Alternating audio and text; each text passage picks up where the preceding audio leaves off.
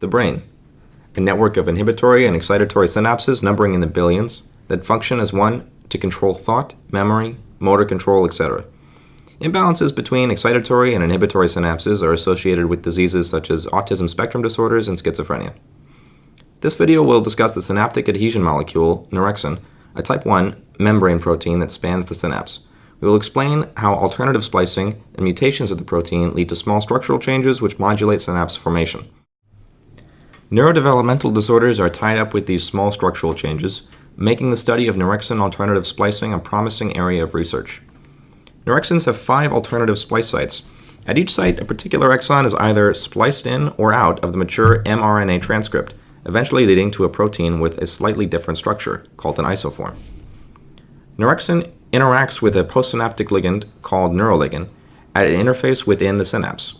The interface is mediated by an octahedral coordination of calcium by 2 water molecules and 4 oxygens from the Neurexin.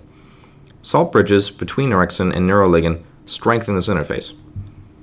Interface strength is affected by splicing. Here are 2 examples of how this occurs in one type of Neurexin. 1.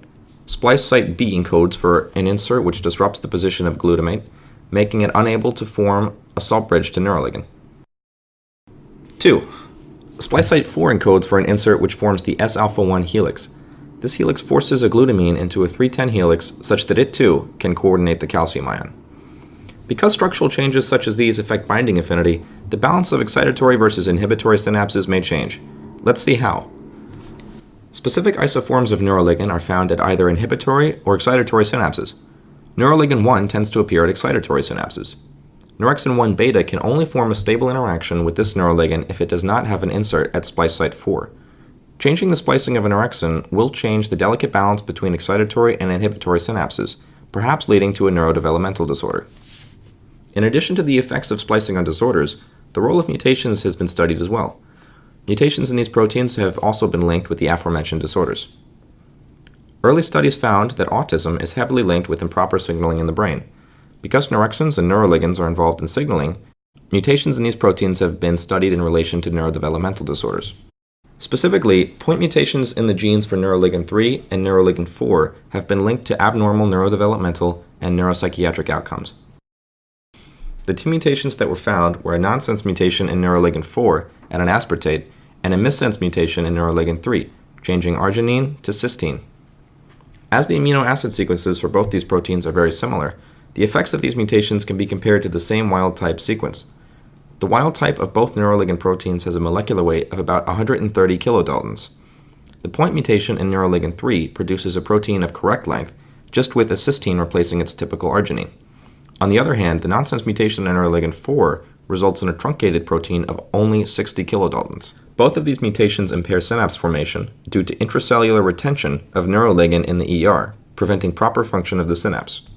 The neuroligin 3 mutant, while only a missense mutation, was found to decrease surface levels of protein by 4 to 5-fold in the mutated cell. The neuroligin 4 mutant is absent from the cell surface entirely. Due to neuroligin inaccessibility, an interface with neurexin cannot form, inhibiting synaptic efficacy. The deleterious effects of these mutations show how neurexins and neuroligins are crucial for proper synaptic development. Neurexin 1 deletions have also been implicated in a large range of developmental disorders. In a cohort of 21 children with Neurexin 1 deletions, ranging from 74 to 702 kilobases, 69% had speech disorders and 57% had difficulty with receptive and/or expressive language. Similarly, in another study of over 3,000 individuals, the phenotypes of those with Neurexin 1 deletions included autism spectrum disorders, mental retardation, language delays, and hypotonia. These data suggest that mutations of Neurexin 1 impair the proper development of cognitive function. As the national prevalence of neurodevelopmental disorders has increased more than 17% in the past 20 years, the research into the origins of these conditions is crucial to furthering medicine, developing treatment, and improving quality of life. Using modern-day techniques of gene editing, such as CRISPR-Cas9, we may soon be able to reduce the risk of neurodevelopmental disorders or provide treatments for existing conditions. To use CRISPR-Cas9, we need to briefly understand how splicing occurs.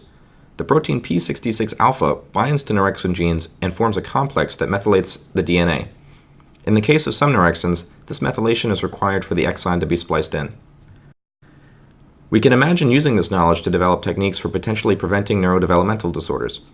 If we know a certain disorder is due to excess neural excitation, and we know a particular exon splice in Neurexin leads to excitatory synapse formation, a potential preventative measure would be to prevent inclusion of that exon.